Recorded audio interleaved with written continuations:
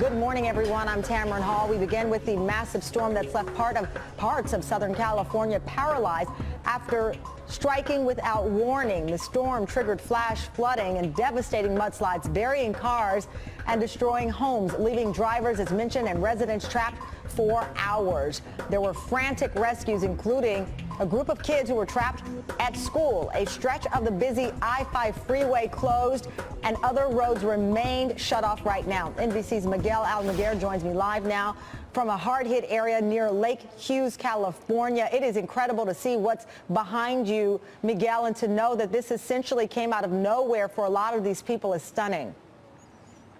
That's right, Tamron. The rain is gone, but certainly the damage is. And over my shoulder here, you'll see this car. We're told there was a driver inside. A woman was inside that car when this hammering rain came down. It was literally pushed off the side of the road.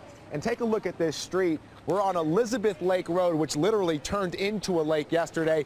The mud flowed right down this area. In some spots, it's 5-6 feet deep. It was a day of wild weather, a day of extremes. It hit with fury, pounding rain, relentless marble-sized hail, and then... Hopefully it stops. I know, it's lining up. The mudslides. One of California's busiest freeways covered in mud and brought to a standstill overnight. Cars, semi-trucks snaking down Interstate 5, trapped in a gridlock nightmare. All the mud just came from right here and just wedged us in. Mountains crumbled into pieces, pouring into streets, swallowing dozens of cars, destroying homes. Witnesses could feel the power and hear the rumble. It was just like a freight train. In some spots, the mud several feet deep. The crippling flash flooding triggering at least 4 rescues. Children pulled to safety. First responders ordered evacuations. No one hurt, but nearly everyone, especially drivers, caught by surprise. It took about maybe 20 seconds, 30 seconds for all this to happen. It was very, very scary. Nearly 6 inches of rain an hour hammered some neighborhoods. Too much water too quickly for parched hills, hardened by 4 years of drought.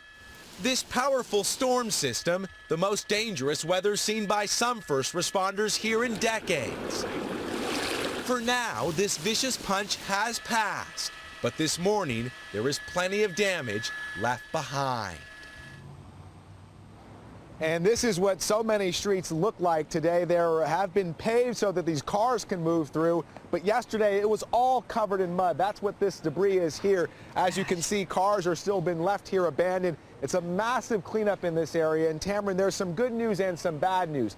Later on today, we are expecting more rain. That's the bad news. The good news is we won't get that deluge that we saw yesterday, at least according to forecasters.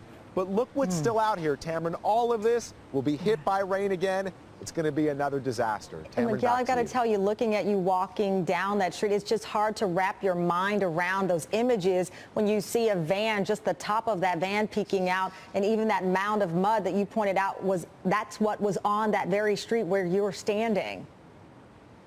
Yeah, Tamron, 6 inches of rain in an hour in this neighborhood. That was what hit this area. That's why it was so hard hit. And it wasn't just this neighborhood. We showed you the Interstate 5, I-5, a major thoroughfare that's still shut down. And Tamron, this area was hit by a wildfire about 2 years ago. So the ground here is not only parched, but it's also clayed over. So all of the water rolls right off these hills, right into these drainages, right into these streets, creating a monster mess. All right, Miguel Almaguer, thank you very much.